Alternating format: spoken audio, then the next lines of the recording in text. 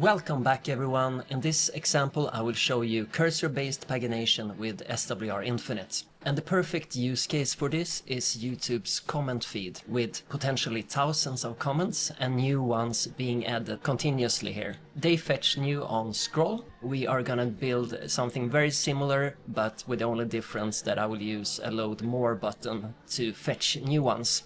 SWR shows a few different pagination examples in their documentations.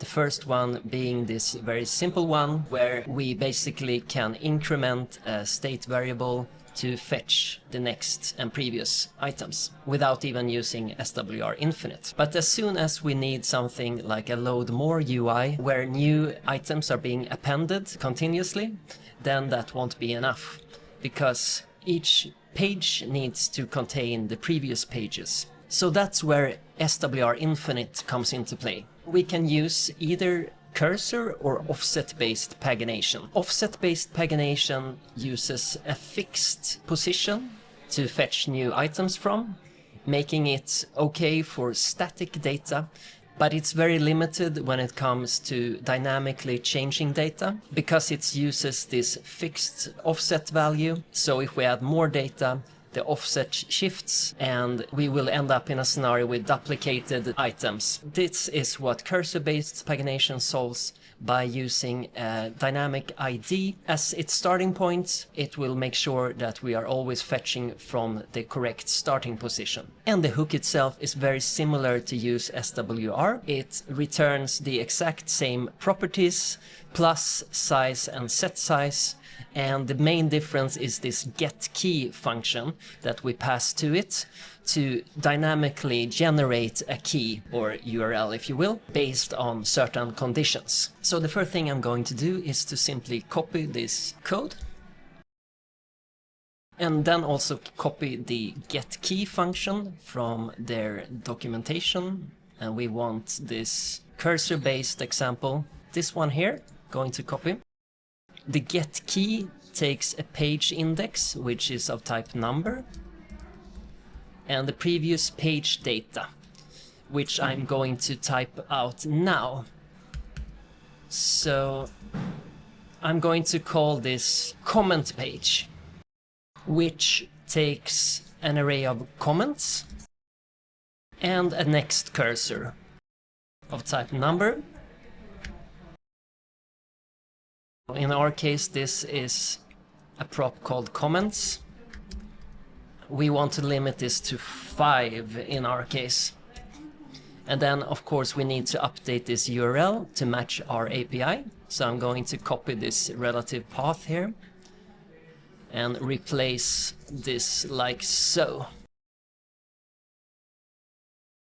So that's the getKey function, and just to go over this getKey function, it takes the page index and previous page data as params and returns a key based on these conditions. If comments are null, then we return null, signaling that we are at the end. If it's the first page, then we will simply return this URL without a next cursor. For any other successive pages, we are adding the cursor from the previous page like so. Here in our get handler, we are extracting the cursor and limit from the search params. In a real world scenario, this would obviously be a request to a database. But here I'm simply using a mock array and extract the relevant page using slice, and then also returning this next cursor as long as we have items left in the array before I finally return the comments and the next cursor here.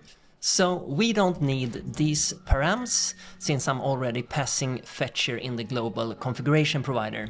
So the next step now is to add the correct type for each page in this data array.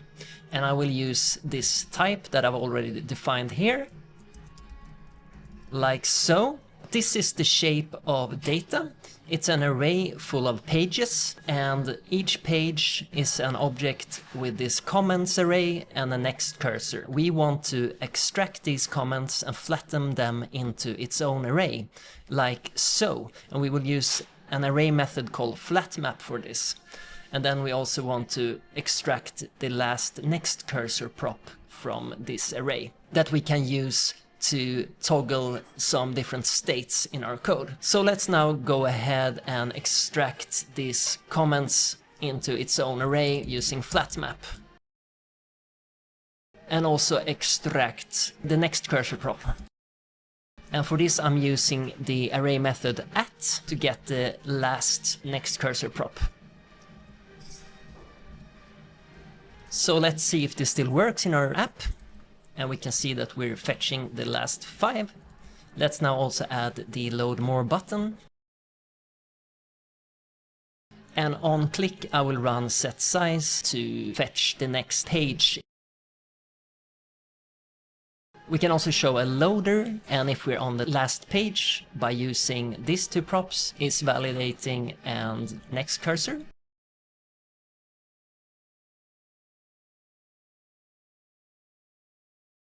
That's basically it. Let's see how this works now. So if I press load more, we have a nice spinner. And if we reach the end, we show no more comments. We can also disable the button by adding the disabled attribute here when there's no more cursor. Like so. And that's cursor-based pagination with useSWRInfinite. The full source code is in the description below. If you found this useful, feel free to like and subscribe, and have a wonderful day.